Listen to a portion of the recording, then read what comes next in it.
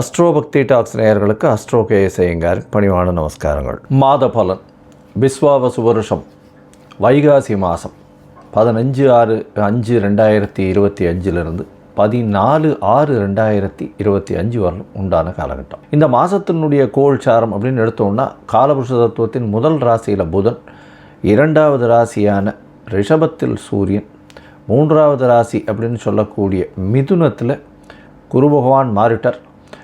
அடுத்தது செவ்வாய் கடகத்தில் இருக்கார், நீச்சப்பட்டு போய் செவ்வாய் இருக்கார். கேது 5ஆம் இடம்னு சொல்லக்கூடிய சிம்மத்திலும், ராகு சனி காலபுருஷ தத்துவத்தின் 11ஆம் இடம் அப்படின்னு சொல்லக்கூடிய கும்பத்திலையும், மீனத்தில் சுக்கிரன் உச்சம் பெற்று போயும் இருக்கிறது இந்த மாதத்தினுடைய விசேஷம்.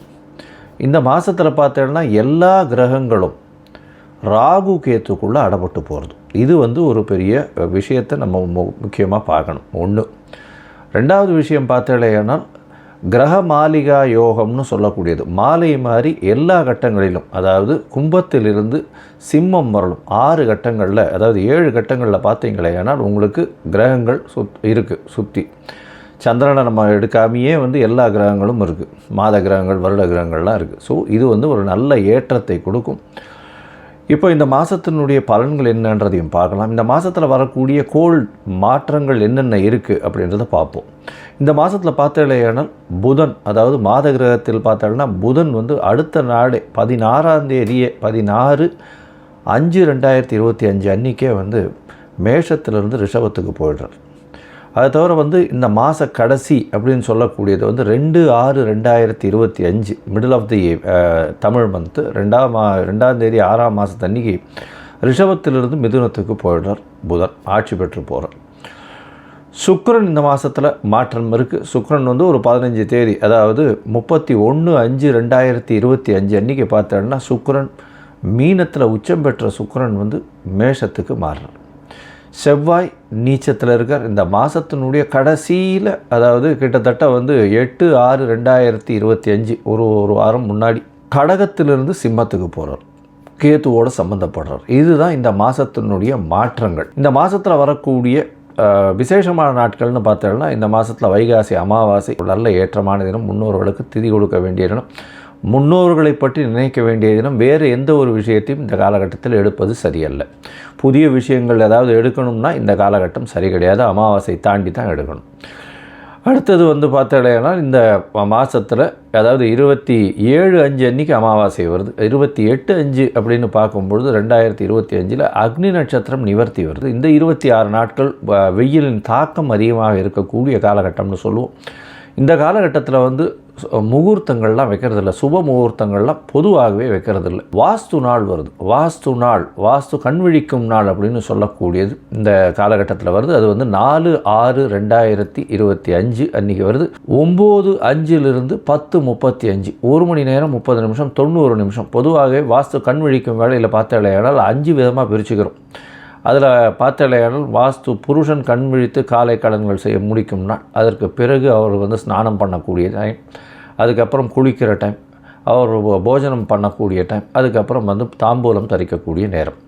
இது எல்லாமே 18 நிமிஷமாக பிரிச்சுடுறோம். இதில் கடைசியில் இந்த 10:35 மைனஸ் ஒரு 36 நிமிஷம் பார்த்தாலேனா 9:59 10:35 வரலாம் இருக்கக்கூடிய நேரத்தில் இந்த வாஸ்து, அதாவது தாம்பூலம் தரிக்கும் நேரமும் சாப்பிடும் நேரத்திலையும் இந்த வாஸ்து, ஏதாவது ஒரு புதிய வீடு கட்டணும், கன்ஸ்ட்ரக்ஷன் பண்ணணும், பெருசாக வாசக்கால் வைக்கணும், அதை தவிர நிலம் பதிவு பண்ணணும், இந்த மாதிரியான விஷயங்கள் பண்ணீர்களேயானால் கண்டிப்பாக உங்களுக்கு ஏற்றத்தை கொடுக்கும். அந்த ப்ராஜெக்ட் ஆரம்பிக்கிற ப்ராஜெக்ட் நல்லபடியாக முடியக்கூடிய வாய்ப்புகள் உண்டு.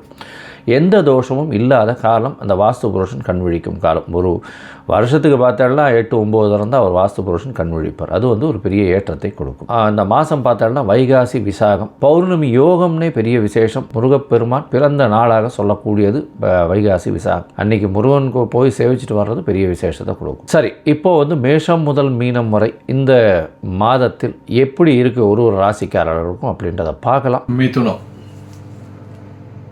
மிருகசீரிஷம், திருவாதிரை, புனர்பூசம், இந்த 3 நட்சத்திரம் 9 பாதங்களை கொண்ட ராசி. இந்த மாதம் பார்த்தடையானால் வைகாசி மாதம் விஸ்வாவசு வருஷத்தில் உங்களுடைய ராசியிலேயே குரு இருக்கிறது விசேஷம். ராசிக்கு சமசப்தமத்தில் குரு பார்க்கறதுனால திருமணத்திற்கு பார்த்து கொண்டு இருப்பவர்களுக்கு கண்டிப்பாக திருமண பாக்கியம் ஏற்படக்கூடிய வாய்ப்புகள் உண்டு. பேச்சில் கொஞ்சம் ஜாகிரதையாக இருக்கும். இப்போ ஏன்னா 2ஆம் இடத்துல செவ்வாய் நீச்சப்பட்டிருக்கார். தேவையில்லாத பேச்சுக்கள் உங்களுடைய பண வரவை கெடுக்கும். ஏன்னா லாபங்களை கெடுக்கக்கூடிய வாய்ப்புகள் உண்டு. லாபங்கள் வந்து குடும்பத்தில் அதிகமாக செலவு பண்ணக்கூடிய வாய்ப்புகள் உண்டு.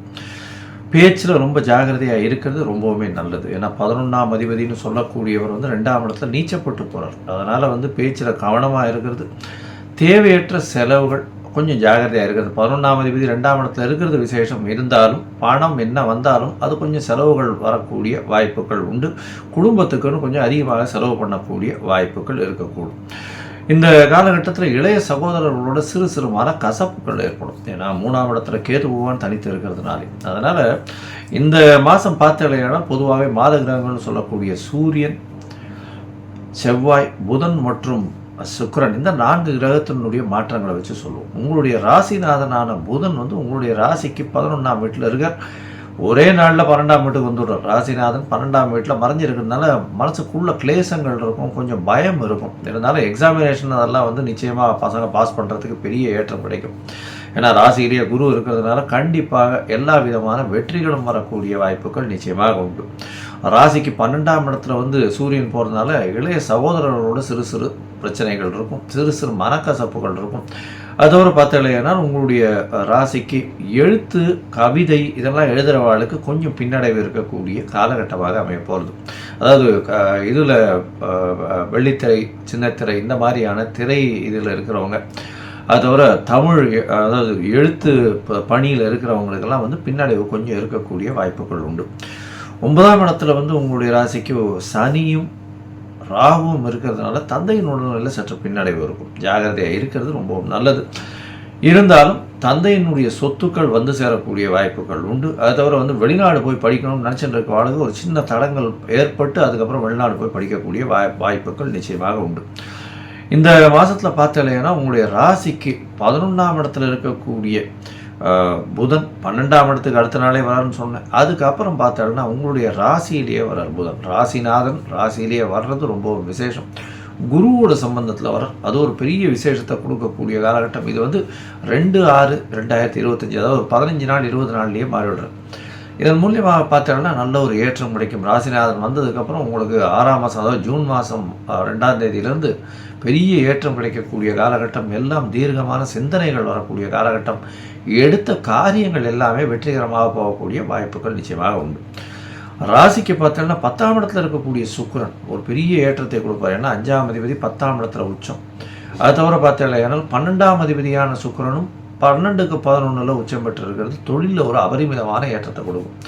திடீர் பணவரவு வரக்கூடிய வாய்ப்புகள் உண்டு. புதிய வேலை மாறுதல்கள், வேலை மாற்றங்கள் இருக்கக்கூடிய காலகட்டமாக அமையும்.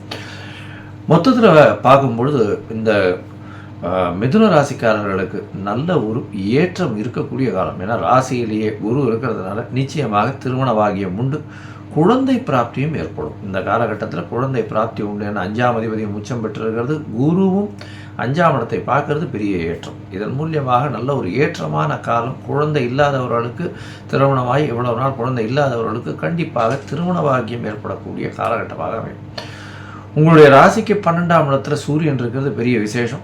ஏன்னா 12ஆம் இடத்துல சூரியனும் புதனும் இருந்து அதுக்கப்புறம் வந்து சூரியன் 12ஆம் இடத்துல, புதன் 12ஆம் இடத்துல உங்களுடைய ராசிக்கு வரார்.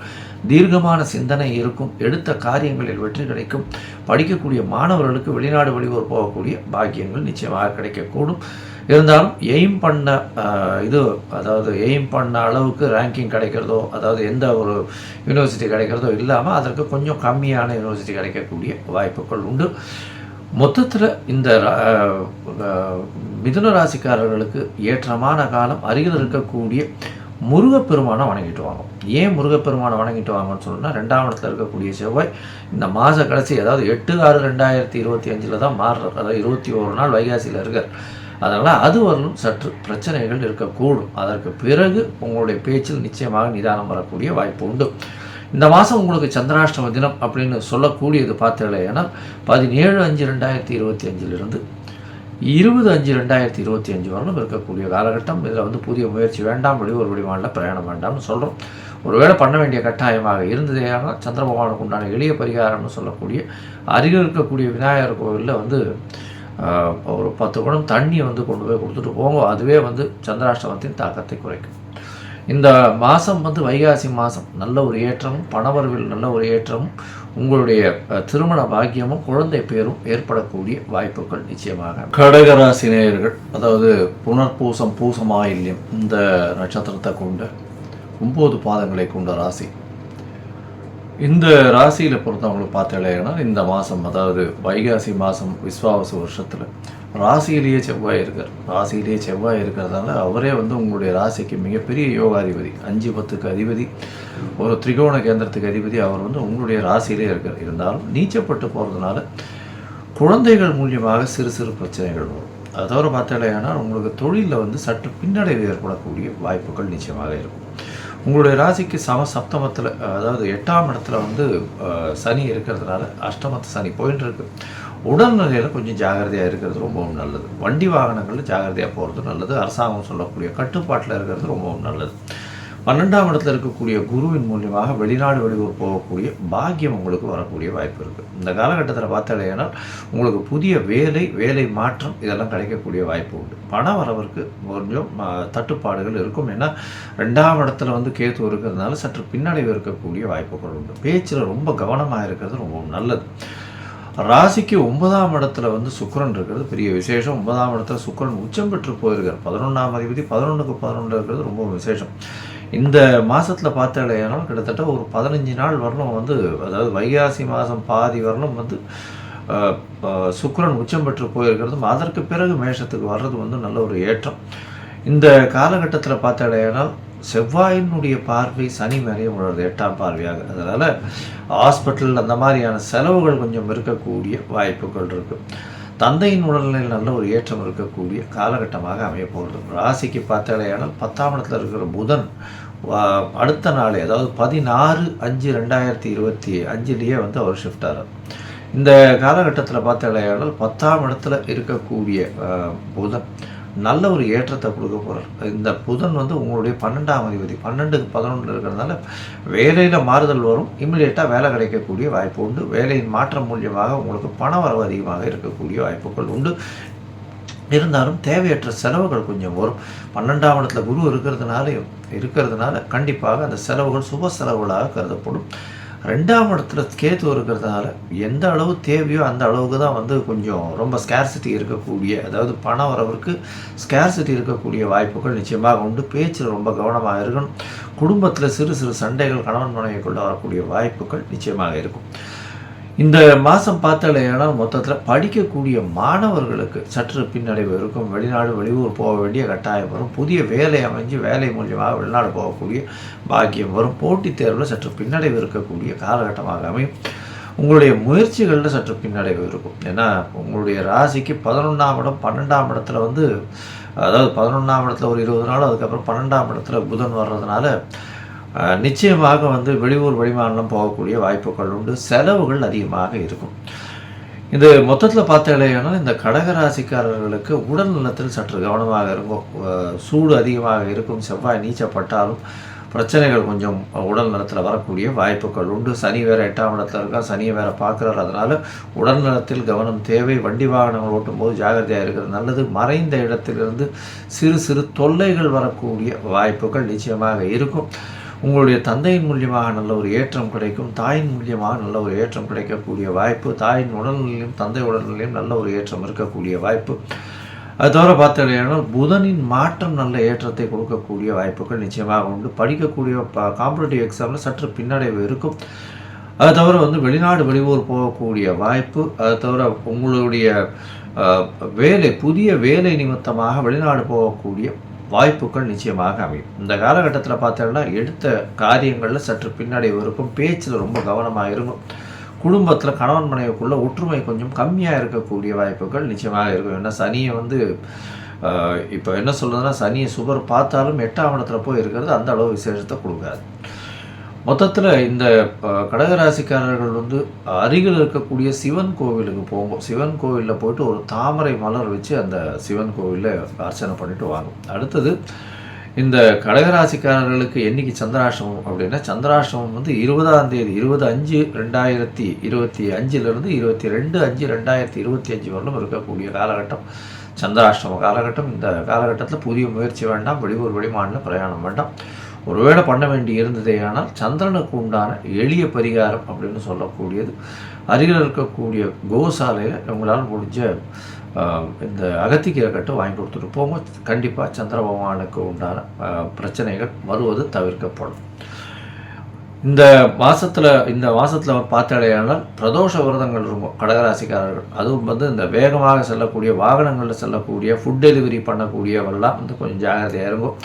பால் பதனிடுதல், தண்ணீர் வியாபாரம் பண்ணுறவங்க, அதை தவிர வண்டி ஓட்டுநர்கள் இவெல்லாம் கொஞ்சம் ஜாகிரதையாக எச்சரிக்கையாக இருக்கிறது ரொம்பவும் நல்லது. இந்த மாதம் ஓரளவு சுமாராக இருக்கக்கூடிய மாதமாக இந்த கடகராசிக்காரர்களுக்கு அமையும்.